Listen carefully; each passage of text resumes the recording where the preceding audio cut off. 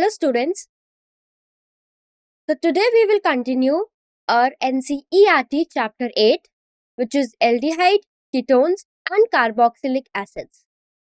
Today is the theory part 11 and the section which we will cover today is 8.9.4 to 8.10. This is the disclaimer. Now, what is the objective of today's lecture? So, after attending this lecture, you will be able to understand the topics which we are going to cover today. So, today we will describe the important reactions of carboxylic acids. We will describe the uses of carboxylic acids. Now, for your reference, I have mapped the NCERT sections which we are going to cover today. So today we will cover section 8.9.4, which is substitution reactions in the hydrocarbon part.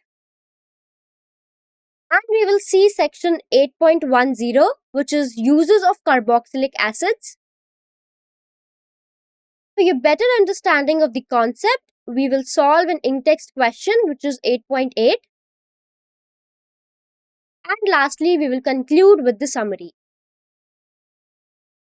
Okay, so let's begin with the section 8.9.4, which is substitution reactions in the hydrocarbon part. So if I talk about substitution reactions, then what are substitution reactions? So these are those reactions in which one atom or group in a molecule is replaced by another.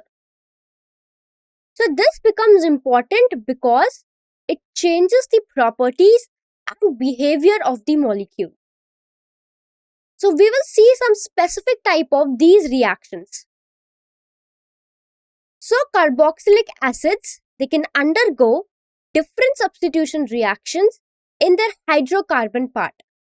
This means that part of the carbon chain, not just the functional group, they can be changed by replacing atoms or groups. So first type is halogenation. So in halogenation, a hydrogen atom in the hydrocarbon part is replaced by an halogen atom. Halogen atom like chlorine or bromine. For example, if we start with acetic acid and we replace a hydrogen with chlorine, so what we get? We get chloroacetic acid. So this is what is halogenation. Next type is ring substitution, which happens when the hydrocarbon part is an aromatic ring, like a benzoic acid. So here the atoms on the ring, they can be substituted often by groups like nitro or halogen atoms. Okay, so we will see the substitution reactions in the hydrocarbon part of carboxylic acids, which include both halogenation and ring substitution. So let's start with halogenation. So halogenation is a reaction, as I told you, where a halogen atom like chlorine or bromine is introduced into a molecule. So here we are focusing on how carboxylic acids, they can be converted into alpha halocarboxylic acids. So our main goal is to see how carboxylic acids are getting converted into alpha halocarboxylic acids. So first see that if you look at this reaction, then carboxylic acids, they can be converted into this alpha halocarboxylic acids. Now what do I mean by this term alpha halocarboxylic acid? So the term alpha over here refers to the carbon atom which is directly bonded next to the carbonyl group. Okay, so if you see, this is the carbonyl group. So this is the carbon which is bonded next to this carbonyl group. Okay, So the hydrogen of this carbon will be an alpha hydrogen. And we replace this alpha hydrogen over here by an halogen group. Okay, so this is alpha halocarboxylic acid. So when you react carboxylic acids in the presence of red phosphorus and an halogen, you get an alpha halocarboxylic acid.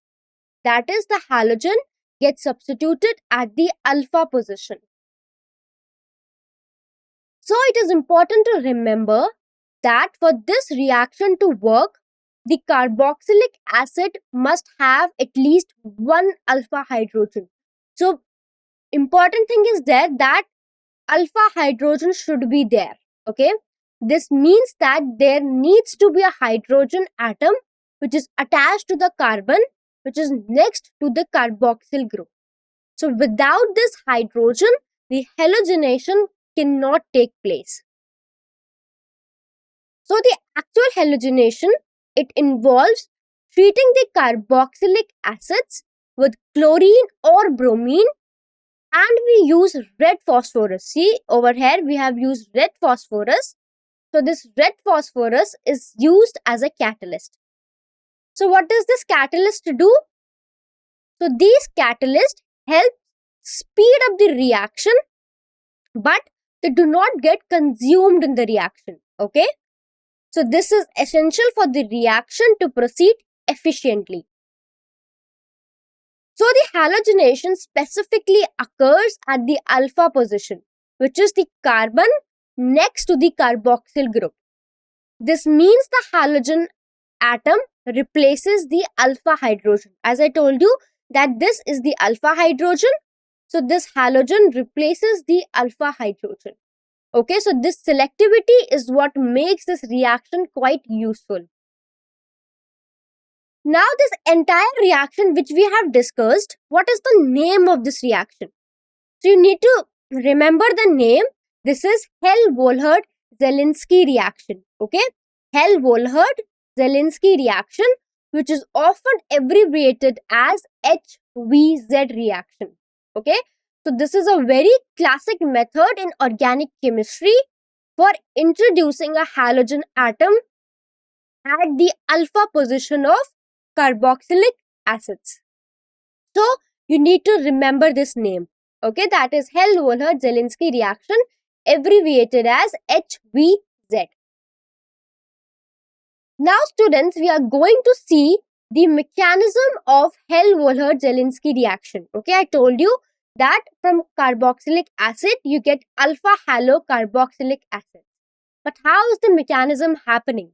So one by one we are going to discuss this mechanism.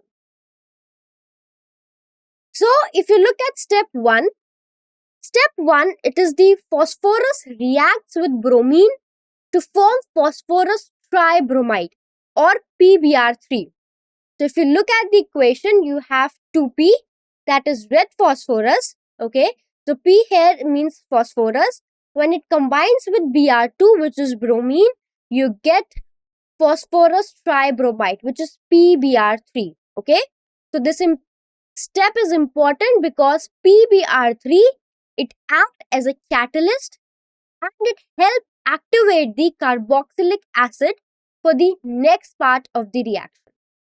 So notice here how the reactants, they combine in the ratio 2:3 to produce a product. Okay, so step 1 is the formation of phosphorus tribromide, which is PBr3. Now coming on to step 2. So in step 2, if you look at this particular diagram, this represents the step 2. Now one by one we will discuss what is happening in this step. So in first part, the lone pair of electrons on oxygen atom, they attacks the phosphorus atom. Okay, so if you see over here, this oxygen which has the lone pair, it attacks this phosphorus atom. So this is an example of a nucleophilic attack. Okay, in this what happens, a region where extra electrons move towards a region that can accept electrons. So this oxygen has extra electrons, so it can donate this extra electrons and it move to the region where this phosphorus can accept electrons. Okay, so this help activate the molecule for the next stage of the reaction. So when this oxygen with its lone pairs attack on this phosphorus, one bromine leaves from here. So you get this compound. Next, what happened? The bromine which has left from here, this bromide ion, it attacks this carbonyl carbon. Okay, and it forms this tetrahedral intermediate, which is temporary structure. And if we look carefully over here in this tetrahedral intermediate, the carbon atom is bonded to 4 different groups. One is this Br, one is this OH group, okay, one is this OPBr group, and one is this part. So here in this tetrahedral intermediate, the carbon atom is bonded to 4 different groups.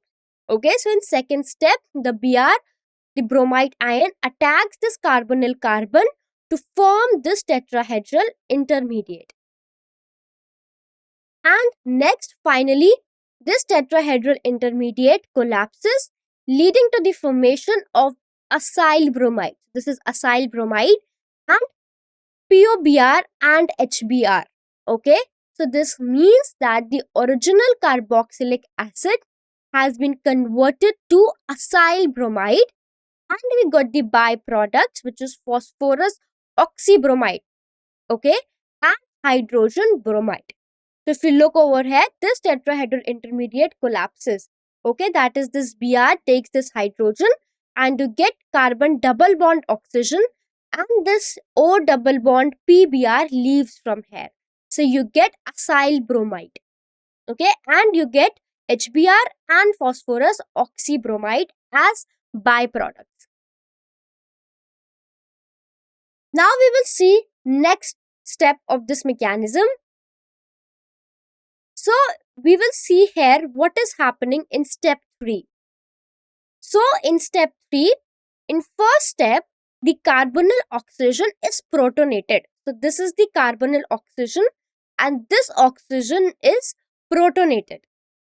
Okay, so this carbonyl oxygen is protonated, means that a hydrogen ion, that is H plus, attaches to this oxygen atom of carbonyl group, which makes it more positively charged. Okay, so this increases the reactivity of the molecule. Okay, so see over here, this oxygen of the carbonyl group gets protonated over here. Okay, so this oxygen now has a positive charge. Further in step 2, the bromide ion, this removes the alpha hydrogen from the molecule. Okay, so the carbon which is next to this group is the alpha carbon and this hydrogen is the alpha hydrogen. So the bromide, okay, this removes this alpha hydrogen. So this leads to the formation of an enol. So this is an enol. So this leads to the formation of an enol, which is a compound with a double bond. So this is the double bond and an alcohol group. So now this enol, it is a key intermediate that allows the halogen to be added in the next step. Okay, so in step 3, there is protonation of carbonyl oxygen and this Br minus, it abstracts the alpha hydrogen and leads to the formation of this enol. Now further continuing with the mechanism, next we have step 4. Okay, so if you look carefully what is happening in step 4, then there is attack of enol on Br2 molecule. There is loss of proton to form alpha haloacyl bromide. So first there is enol forms. Okay, the enol that forms of the acid, it attacks the bromine molecule. So this enol, it attacks this bromine molecule. So this enol is just a different form of an acid where the hydrogen has shifted, which makes the molecule more reactive. So this attack allows the bromine atom to be added to the alpha carbon, which is the carbon next to the carboxyl group. Okay, So when this enol with its double bond attack on this bromine molecule, so this helps bromine get attached at the alpha carbon. So this is the alpha carbon and bromine get attached to this alpha carbon. Okay. In next step, there is a proton is lost from the molecule, which results in the formation of alpha haloacyl bromide. Okay. So that means we have successfully introduced a bromine atom at the alpha position. Okay. So next step, there is loss of proton, and you can see you get finally alpha haloacyl bromide. Now further continuing with the mechanism, the next step, there is attack of H2O molecule on the carbonyl carbon to form a tetrahedral intermediate. And then this tetrahedral intermediate collapses to form alpha halocarboxylic acid. Okay. So in step 5, the first step is a water molecule. This is a water molecule and this attacks this carbonyl carbon. And this forms a tetrahedral intermediate, which is a temporary structure where the carbon over here is bonded to 4 different groups. Okay. So remember that the carbonyl carbon is specially reactive because of the partial positive charge, which makes it a target for nucleophiles like this water over here. So in first step, there is attack of H2O molecule on the carbonyl carbon. Finally, step 2, this is this tetrahedral intermediate over here, this collapses, which leads to the formation of alpha halocarboxylic acid. So this is the final product of the reaction where you see a halogen atom is attached to the alpha carbon. So this step completes the transformation and finally we get the product, that is alpha halocarboxylic acid. Okay.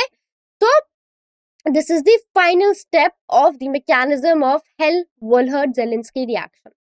So I hope the reaction is clear to you. Step by step, we proceeded from a reactant to the product. Now we are going to discuss about ring substitution reaction. So this is section 8.9.4 where we will study substitution reactions in hydrocarbon part. So first see that the aromatic carboxylic acids, they can undergo a type of reaction which is called electrophilic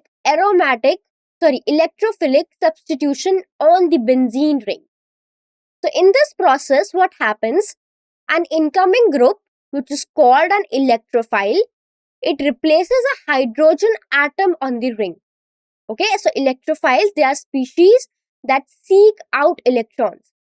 And if I talk about benzene, then benzene ring provides a region of high electron density for this to happen. So now first of all, you will see that the carboxyl group, this is the carboxyl group which is attached to the benzene ring, this plays a key role over here. So now we know that this carboxyl group is a deactivating group. Okay, being a deactivating group, it makes the ring less reactive towards electrophilic substitution. Okay, so this carboxyl group is a meta-directing group, which means it influences where on the ring the substitution is more likely to occur. So if you look at this particular figure, you will see the resonating structures of benzoic acid. And when you carefully look at the structures, you will see positive charge on ortho and para positions and not on the meta position. That is why it is also meta-directing. So if we focus on this carboxyl group, it deactivates the benzene ring. Now because of the structure of this carboxyl group, this pulls the electron density away from the ring, which makes it less attractive to electrophiles. Okay, so this, because being an electron withdrawing group, so it withdraws the electron density from this ring and making it less attractive to electrophiles. Now this withdraws the electron density from the ring. Now the important thing to notice over here is that the effect isn't same everywhere on the ring. That is, the electron density decreases more at ortho and para position than at the meta position. So if you look at these resonating structures, you will see that the positive charge is pronounced at ortho and para position. So that is why the density decreases more at ortho and para position. In other words, we can say that the carboxyl group makes the ortho and the para positions less reactive. So what happens? The meta position becomes the preferred site for the substitution.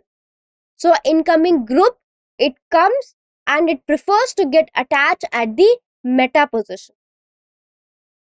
So the overall result is that the electrophiles, they are directed to the meta position of the benzene ring.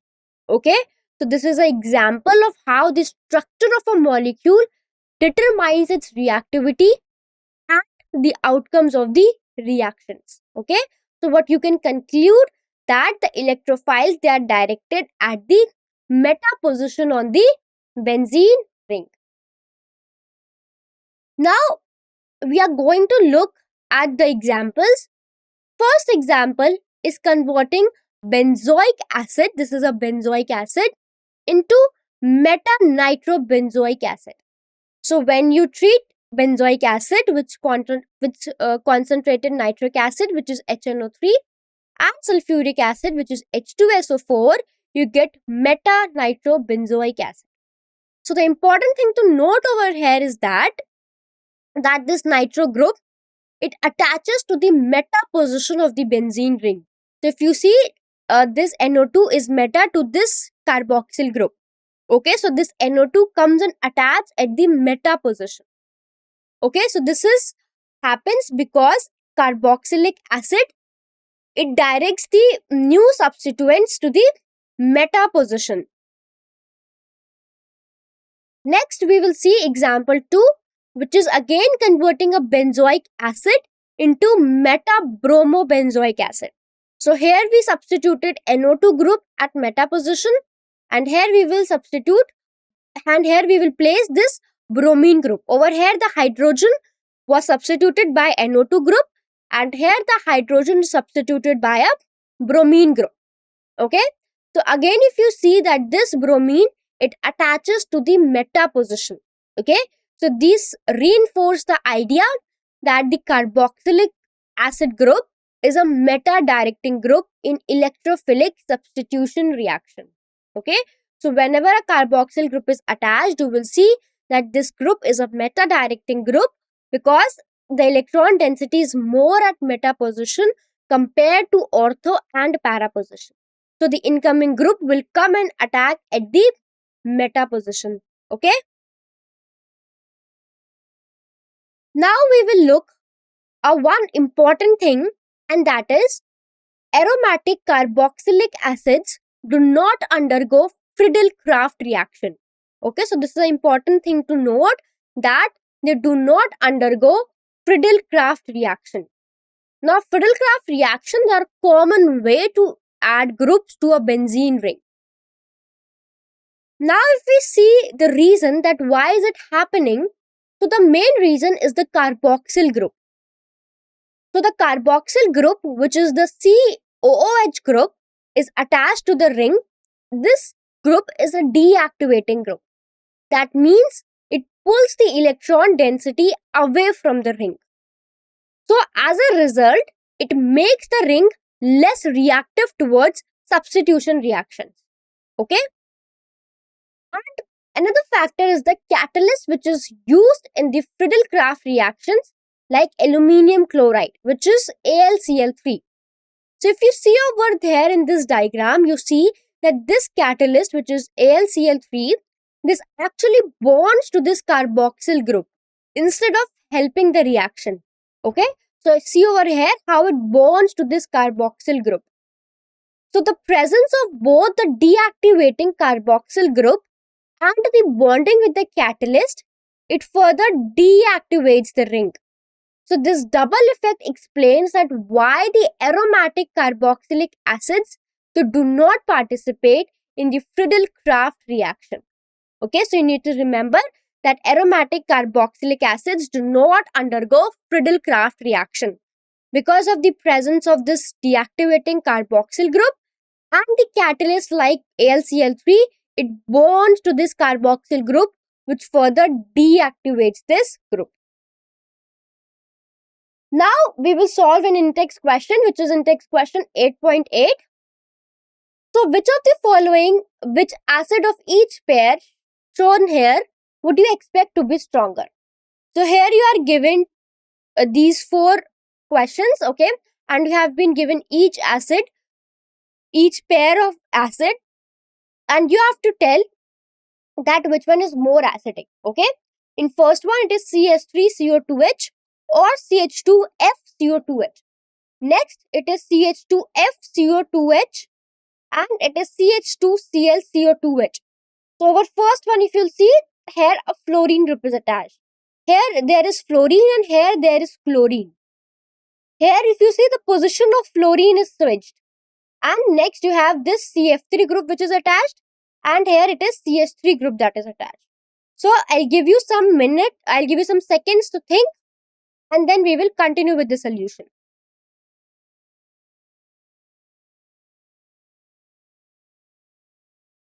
Okay, so moving on to the solution. First pair which we have is CH3CO2H or CH2FCO2H.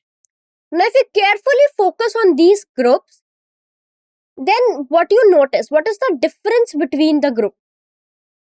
So if you carefully see, then the differences between the methyl group and the fluorine atom.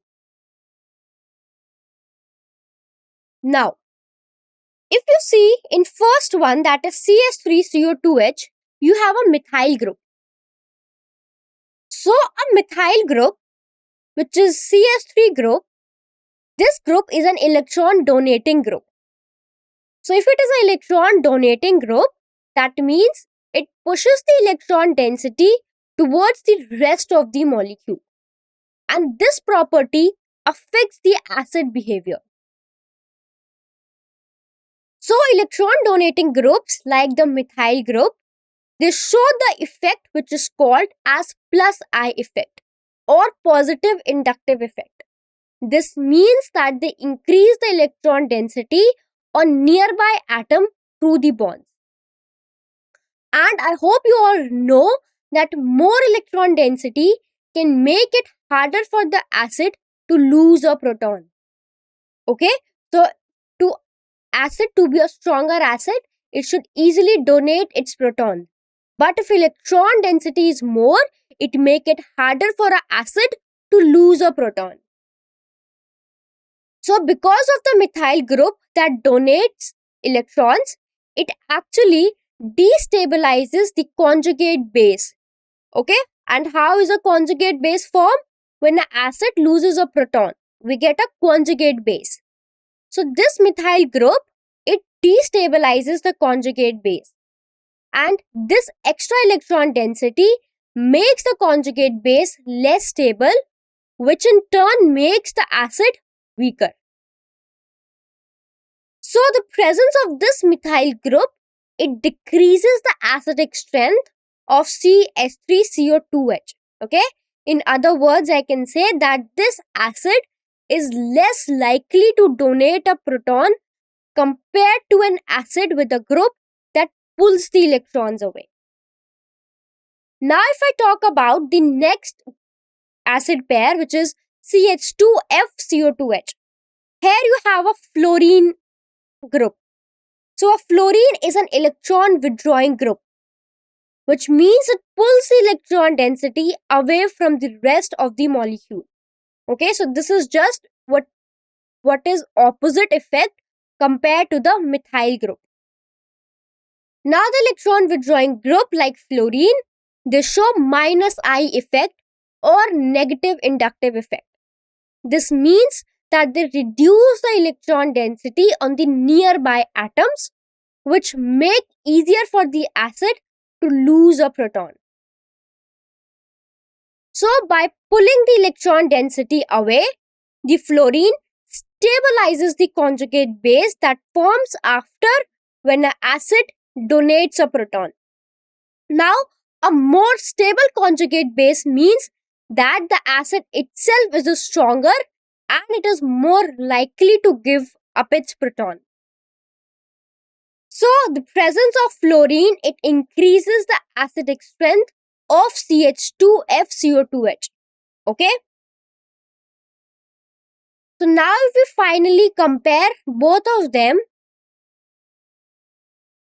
so we can conclude with this that because of the presence of fluorine atom, which is a highly electronegative, so it pulls the electron density towards itself, and when it is close to the carboxylic group, it stabilizes the negative charge on the conjugate base when an acid loses a proton.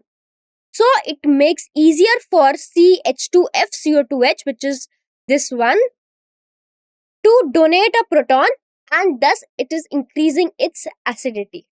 So finally, I can conclude that CH2FCO2H is a stronger acid because of a presence of a fluorine atom near the carboxylic group, which is making it more acidic.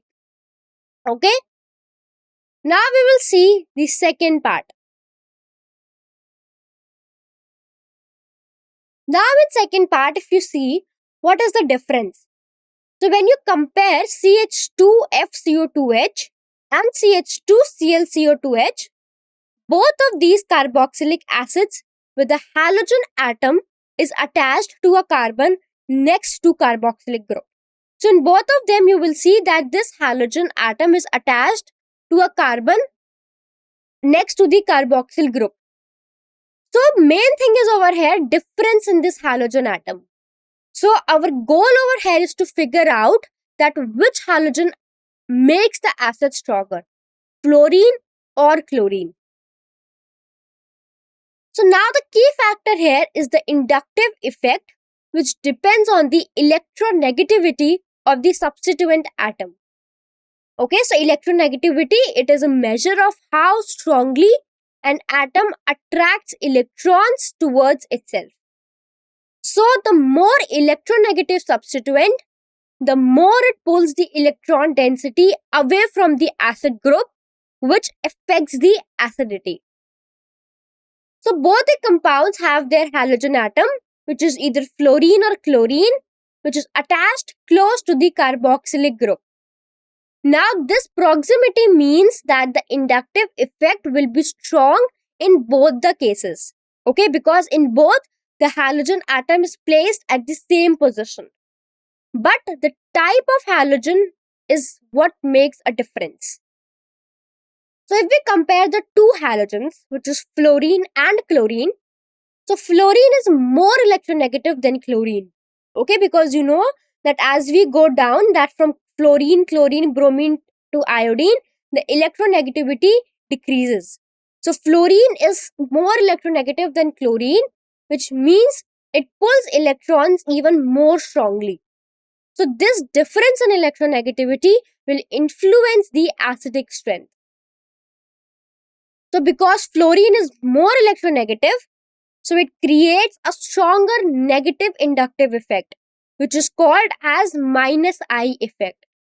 So this effect pulls the electron density away from the carboxyl group, which makes it easier for an acid to lose a proton.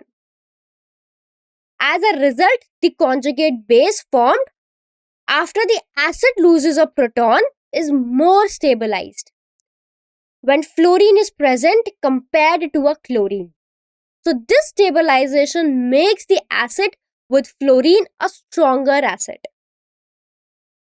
So to sum up, we can see that CH2FCO2H is a stronger acid compared to CH2ClCO2H.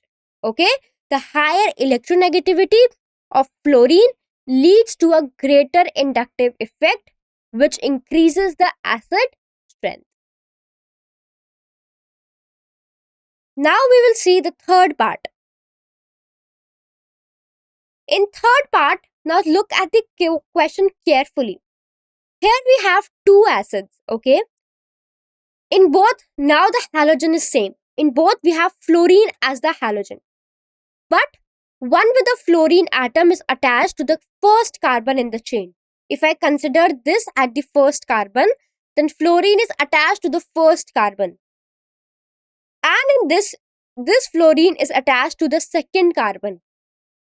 So over here you have to pay attention where the fluorine is located related to the carboxylic acid group. And this is what will influence the acidic strength. So the key concept here is the inductive effect. So this effect describes how the presence of an electronegative atom like fluorine, it can pull the electron density through the molecule. Okay? But you need to notice that this effect gets weaker as the distance between the electronegative atom and the carboxylic acid increases. So this is a distance dependent effect. So if we see further, when an electron withdrawing group such as fluorine is closer to the carboxylic acid group, which is COOH, it has a stronger negative inductive effect, which is -I effect. This means it pulls electrons away more effectively, which stabilizes the conjugate base, which is formed after the acid donates a proton. Now, because the conjugate base is more stabilized, the acid is more likely to lose a proton, which makes it a stronger acid. So, the closer the electron withdrawing group is to COH group, the stronger the acid becomes. Okay? So, this is a direct result of the inductive effect. So, if we look at these two compounds, the fluorine atom is closer to the COH group in the second compound.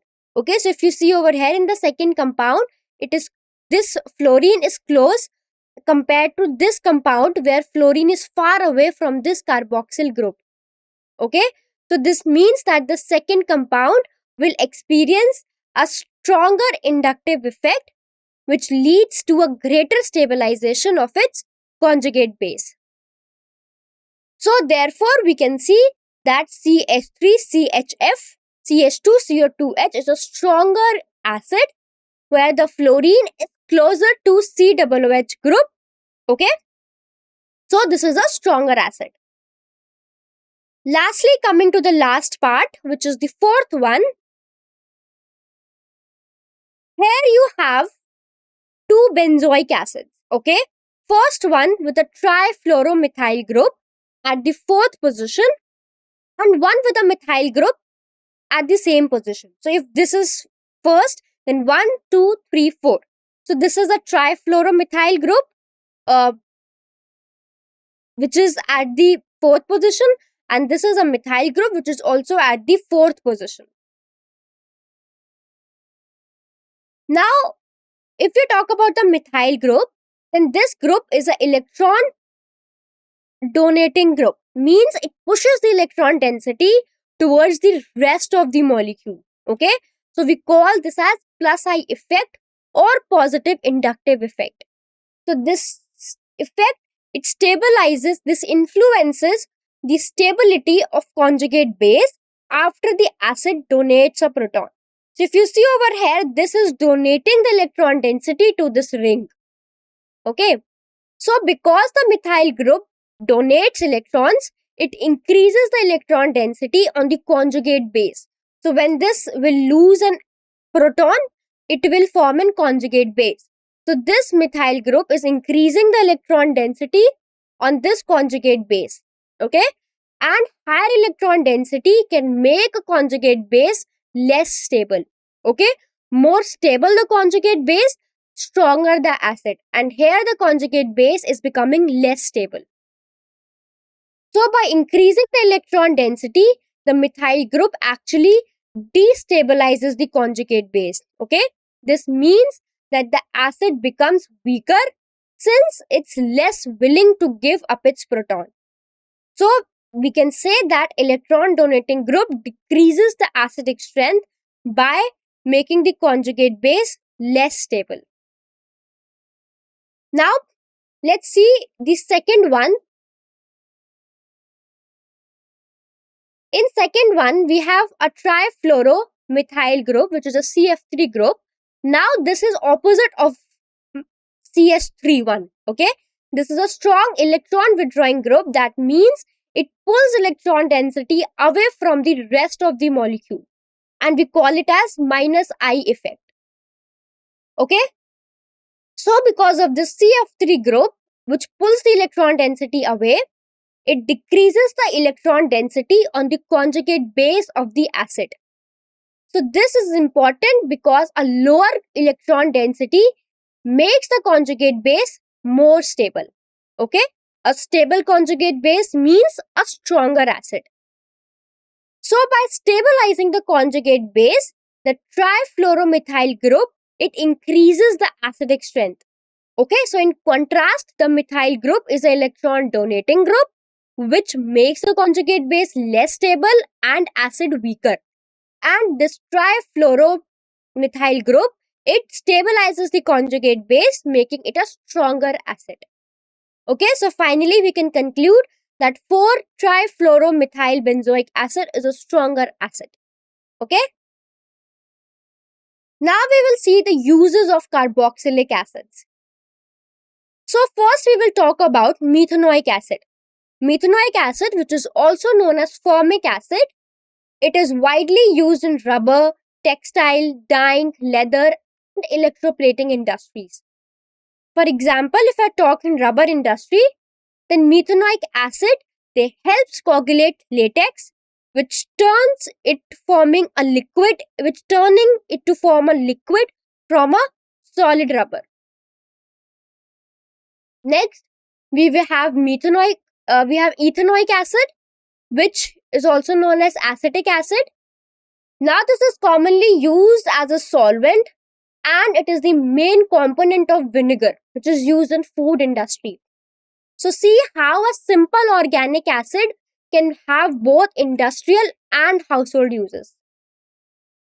Next, we have hexane dioic acid, which is also called as adipic acid.